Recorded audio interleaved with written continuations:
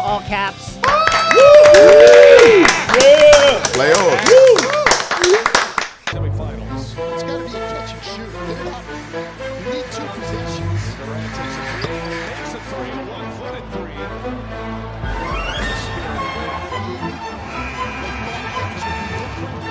Get him out of here! Get their ass out of here. Get Kyrie out of here. Get KD out of here. Get Bruce Brown the fuck out of here. Nick Claxton, bricklaying ass. Get out of here. Get the whole fucking squad out of Steve Nash. Confused on the sideline. Get them all out. What a wonderful night in the NBA Tuesday night was. Truly one of the funniest nights in NBA history. The vaunted Brooklyn Nets on their third season of having two of the greatest players in the NBA, certainly on the offensive end, on their squad. Everything looked lined up for them, and they have now been swept out of the playoffs. The TNT crew tucked into this shit like it was a 7-course meal. And let me tell you something. I don't want to badmouth the dude, but I'm about to do it. All these bus riders, they don't mean nothing to me. If you ain't driving the bus, don't walk around talking about you're a champion. If you riding the bus, I don't want to hear it. Come on, Shaq, tell them. All these guys walk around with these championship rings. Hey, y'all bus riders. But let me tell you something. 2 in a row, Chuck. When you the bus driver and you got all that pressure where you have to play well or you're going to get the blame, that's a different animal. Now, Kevin Durant is a 2-time champion, the Golden State Warriors. It's fair to say that the Warriors could probably have won at least one of them without him. They had Steph, they had Clay, they had Draymond, they had Iguodala still doing it. It's not like they needed him, and he wasn't the guy. Let's say this. The guy who showed up for the Brooklyn Nets all season and throughout this playoffs, as short as they were, was Kevin Durant. That's it. It was KD, period. That's the guy who was out there every night, really trying to make stuff happen. So, Chuck would later clarify his comments here. Kevin Durant's a great, great player. When I talked about bus riders last night, I think people started trying to say I said he was a freeloader on the bus. He was a very important part of them winning those 2 championships. Well, to be fair with the parsing of the metaphor, either you're driving the bus or you're not doing anything on the bus. You're just sitting there. Yeah. If the bus is in motion, there's one driver. There isn't an assistant to the bus driver. Right. There isn't a mechanic hanging out the window, fixing the bus as it's going. There's no other position within the workings of a bus. Shortly after these comments, Katie went on a posting run on the internet, both on IG and on Twitter, that continues today. It's going on right now. The first one was 2 pictures with no caption of Charles is a member of the Rockets. Here is Charles with Hakeem Olajuwon and Clyde Drexler. Then there is another picture here of Scottie Pippen, Charles, and Olajuwon. Now, notably, Charles and Scottie got into it a little bit. They didn't get along, let's just say that on this team. Anyway, it's clear that what Katie was trying to say was, hey, you have also been a passenger on buses. Here you are with who is clearly the driver of the Houston Rockets bus at this time, Hakeem Olajuwon. And so by the same token of your metaphor, you and Clyde and you and Pip were passengers on this bus. Okay. Now, as many have pointed out, when Charles switched teams to finally try and win a championship to the Suns, he was 33. And Katie was 28 when he went to the Warriors. Now, to be fair to Charles, that does bespeak okay, Charles is later on in his career. He had really tried. He had it's not like he was going at the peak of his career. At the same time, back in the day, these 80s guys did 4 years of college. So these 80s guys started deeper in the hole than KD and the guys of his generation. So, okay, all of which is to say, that Charles hit KD somewhere sensitive with this. He got him. Whenever somebody attacks Charles Barkley, then people get to bring up Charles Barkley's numbers and be like, holy shit. Yeah, people the round mound of rebound. We should mention this. After the game, Kyrie addressed the season. When I say I'm here with Kev, I think that it really entails us, managing this franchise together alongside Joe and Sean and just our group of family members that we have in our locker room, in our organization.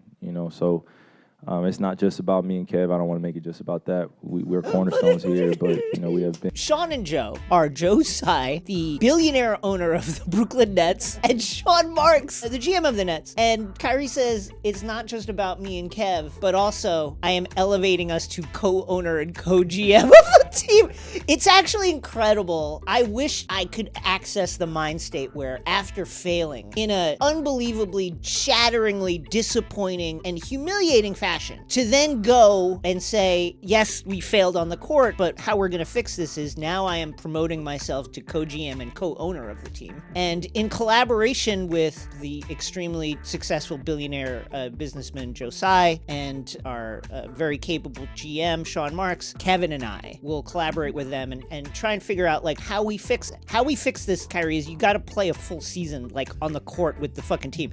You weren't around. This is truly like the most I think you should leave hot dog car sketch event that we've ever seen in the NBA. Oh yeah, we're gonna, like, I can't wait, me and Joe and Sean and Katie, we're gonna chop it up and figure out how to fix this. You were the reason this is fucked up. You know who he didn't mention those? Your coach. Didn't mention him once. It was like, there's literally one more name you forgot, bro. Steve Nash did a bad job at coaching. You could leave out the word coaching. I don't even know if you would call what he did coaching. That's the thing. I love criticizing Steve Nash, and I think we should continue to do it. But to be fair to him, he was hired to just be the guy who would take the real coaching from guys like Ime Udoka and Mike D'Antoni, who were at that time on his coaching staff, right? And translate that, put it through the vibes translator, and go to Katie and Kyrie as a person who has won 2 back-to-back league MVPs and was like in the Western Conference Finals all the time and was, like a step away many, many times from going to a finals, and be that guy with that kind of stature to say, hey, pass it to Joe Harris. We should add that he did show some awareness, saying, quote, I felt like I was letting the team down at a point where I wasn't able to play. That wasn't a point, by the way. A point is a single instance. This was like many, many points over the course of this was a range of points. I felt like I was letting the team at a point where I wasn't able to play. We were trying to exercise every option for me to play, but I never wanted it to just be about me. But it was. And I think it became a distraction at times. I think I can confirm. Let me go ahead and confirm that it was. And as you see, we just had some drastic changes. We lost a franchise player and we got a franchise player back, but we didn't get a chance to see him on the floor. Unclear, is he talking about himself or Ben Simmons here? Perfect transition to Ben Simmons. Now, we all remember the Ben Simmons and Clutch's just crackerjack PR team that is killing it in every way. We don't talk enough about how, one, they fucked up the Lakers build. Unsourced reports in the LA Times and elsewhere are saying like, oh, Clutch had a lot of influence in the deals that ended up becoming the Russell Westbrook trade, etc. And then their messaging and the way they have handled the Ben Simmons saga has been shit. Like around game 2, heading into game 3, there were reports that, oh, Ben Simmons is circling game 4 for a return. Like he's getting ready, he's on the court, he can't wait to play, he can't wait to help his teammates. And Ben came out himself and said, yeah, I want to help my team. It's been tough, sitting on the sideline and just supporting people verbally, but I'm ready to get back on the court. And then game 3, he wore like a college ecstasy dealer like outfit, like a Saints Row DLC like character, and then Steve Nash, when asked about it, said, what? He's targeting game? Okay, I've not heard that. I am ostensibly the coach, kind of, but I didn't hear that. And then, of course, after game 3, we learn Ben Simmons, his back, it flared up, folks. It's a compression of the sweep 4 vertebrae, and he actually can't be on the sideline, so he didn't show up. It's funny, but it's not funny because,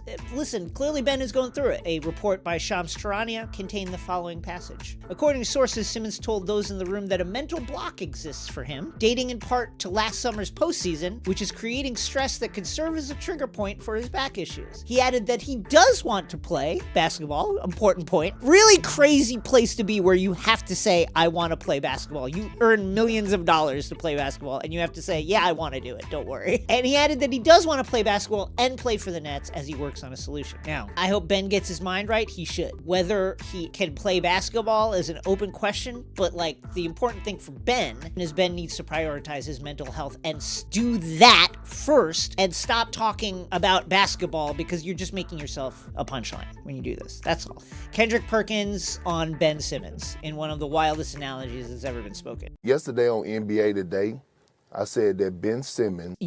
Perk thought it was a hot bar because now he's doing it twice. Yeah, he's repeating he's repeating it. Yeah, it's like Willie Nelson doing Whiskey River twice in a set. You know what I mean? Like, put this on the greatest of Perk. Yesterday on NBA Today, I said that Ben Simmons is that pretty girl that's single, and everybody's wondering why she's single, because she smokes cigarettes. That's who Ben Simmons is, the single girl that smokes cigarettes. That's the Molly. Newport for shorts being like, at that.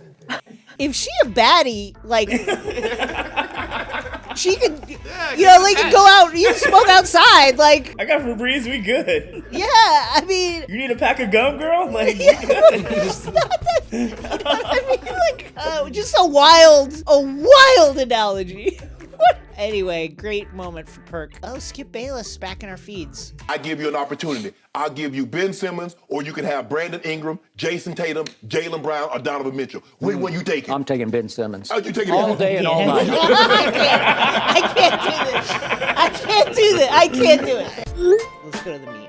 So the Sixers are in the midst, potentially, of a legendary collapse. They were up 3-0 on the Raptors, a Raptor team that seemed like it didn't have a chance, couldn't score in the half court, wasn't sure where their scoring was coming from at any given time. Joel Embiid feasting in the middle, Harden not shooting well, but like setting up the incredible performances of Tyrese Maxey, of shockingly Tobias Harris. And then they lose a game. Okay, not a big deal. And then they lose another game, and now it's 3-2, and now all the demons in James Harden's closet, in Doc Rivers' capacious, spacious closet of horrors are starting to come up. First, let's talk about James Harden's, I think he took only 11 shots in the game, and Embiid was asked about it. Man, you know, I've been saying all season since he got here, you know, he just needs to be aggressive, and he needs to be himself. You know, that's not really my job. You know, that's probably on coach to, you know, talk to him and tell him to, you know, take more shots, especially if they're gonna with it. Anyway, that's not a good sign. Embiid's like, last time I told a dude to shoot, his brain broke. I'm not doing that shit again. Yeah. Doc Rivers later said, listen, don't worry about it, guys. Have I blown more series, 7-game series, than literally any coach in NBA history? Yes. Have I lost more closeout games than any coach in NBA history? Yes. But don't worry, because we have another gear that we could have gone to. Why didn't we use it in the previous 2 closeout games that we had? Why don't we use that gear to just like go into high gear and run over the Raptors? I'll get to that later as part of my grand strategy, but we have that gear and we are going to go to that gear sometime in the next 2 games, whether it's game 6 or game 7. I don't know if that's a great strategy. Let's talk about that record of Doc Rivers. He's now lost 7 of his last 8 closeout games, and he's 15-31 in closeout games. And Doc is well aware that this is something that's on his record and that people criticize him for, as a guy who specializes in losing game 7s, particularly when his team had the lead in the series, and he was asked about it. But I wish y'all would tell the whole story with me, all right? My Orlando team is the HC. No one gives me credit for getting up against the Pistons who won the title. That was an HC. Go look at I want you to go back and look at that roster. I dare you to go back and look at that roster, and you would say, look at those losers I was coaching. He had 23-year-old Tracy McGrady averaging 32 against the best defense in basketball. Now, if I'm correct, they didn't win the title that year. They won it the next year. But the funny thing about this series is this is the famous series where they went up like 2 games in a 5-game series, and Tracy McGrady was like, I can't wait to get to the second round. It's going to be awesome. And then they lost the rest of the games. So that is part of the context too, as well. Can't forget that. Let's let Doc finish. The Clipper team that we lost 3-1. Chris Paul didn't play in the first 2 games and was playing on one leg. And we didn't have home court. And then the last one, to me, is the one we blew. And we only blew, it was only the one blue. So we're actually missing like quite a lot of the record here anyway. I just think it's great to be like, yeah, but I was coaching losers. Those guys fucking, listen, you can say anything you want about the record, but like those guys fucking sucked. And Chris is soft, we get that, we understand that, he's injury prone, he wasn't there for the first 2 games. The last one, yeah, we blew that one. This is the most why you bringing up old shit situation ever. Like, Doc, just say, I'm focused on game 6. We all are. Next question. That's it! Nick Nurse and Rivers shake hands, congratulate each other. That's it. 132-97. The Sixers come up to the Great White North and put a whooping on the Toronto Raptors. Roll to the basket. 5 Father approves. Boy, Golden State wins this game. Gary Payton deserves all kinds of credit. What an impact he's had off the bench. Barton. Jokic left Draymond to close. Jokic, no look bounce. And then Gordon, turnover. I don't know if Gordon expected that pass, but we have to see that. Beautiful pass. Unfortunate. Couldn't convert on that play. A turnover at the wrong time for Michael Malone's Nuggets. Are you a fan of all caps? If you are, you should know this by now, that the Underdog Fantasy Pick Day is the easiest and most fun way to spice up your NBA season simply. It's so simple the way Underdog does it. Just pick over or under on your favorite or least favorite players, and you can win up to 20 times your money in a single night. We have the Grizzlies and T-Wolves tonight. Over under stupid fouls by JJJ. Over under incredibly backbreaking turnovers by Cat. Pick between 2 and 5 players, and you can take home some cold hard cash. Use code ALLCAPS. Get your first deposit doubled by Underdog. Sign up and play today. Let's go to the scroll. It's award season, of course. Ja Morant won Most Improved, which is clearly the most flawed sports award, like in any major sports league ever. So Ja Morant won Most Improved, and he was so disgusted with the award that he gave it to Desmond Bane. What the hell is this doing here, bro?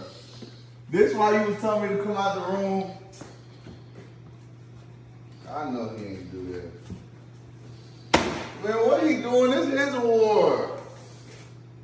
There needs to be a rule with this award. Ja Morant was the second pick in the draft, and he's like a dark horse MVP candidate and an all-star. If you're the second pick in the draft, that's what you're supposed to do. You can't give, the rule should be, you need to be drafted 15th or lower to win Most Improved. Adam Silver slipping again with this fucking weak shit. So the Hawks were eliminated from the playoffs. Trae Young averaging Julius Randle numbers. You truly hate to see it. Here is Denzel Washington talking to the Miami Heat. God bless you. I was supposed to see you. You know, keep raising the standard about how you carry yourself, as you all do. Keep teaching, keep leading, keep following. Well, I love that they just like found Denzel by the elevator of the hotel and were like, Denzel, we need some words of wisdom right now. Last thing I'll say, which I've said a lot of times, you'll never see a U-Haul behind a hearse. I'll say it again. You never see a U-Haul behind a hearse. Wow. Can't tell you which. Like, this is so compelling, which leads me to this thought, and it might sound crazy, but like, let's just really think about it. Should Denzel coach the Nets? I'm not even fucking around. Like, I'm not joking. Get the absolute best that you can find out, the smartest basketball minds to be the assistants, and then you just have Denzel do shit like this? I'm 80% serious. What is it now? 2-1. Tell that little boy get a haircut. That little light boy. What kind of haircut he working with? I mean, you know Trae doesn't care, but that is, I would walk and you'd never see me again. I go and live with those like Amazon tribes, eschew all technology and all modern life, and just live like as a person in the woods, so that I would never have to be reminded that Denzel Washington said I needed to drop the top. Jerry West continues to be mad as fuck. He issued a strong statement through his lawyers to the to HBO Max and the producers of Winning Time, and this is what Jerry has to say. This series made us all look like cartoon characters. If I have to, I will take this all the way to the Supreme Court. I'm just picturing like some shit like, the matter in the case of Manning versus Texas is closed, and abortion is now illegal in the United States of America. Up next on the docket, it's Winning Time versus West. Yes, Mr. West, what do you have to say? Yeah, Chief Justice Roberts, honored justices, I did want to draft Magic. I wanted to draft him. I want to say that right off the bat, and also, that is not the way I fuck. In episode 2, I am a much more loving and still passionate, but I don't fuck in that kind of sweaty, animalistic way. Thank you. I rest my time, justices, honored justice.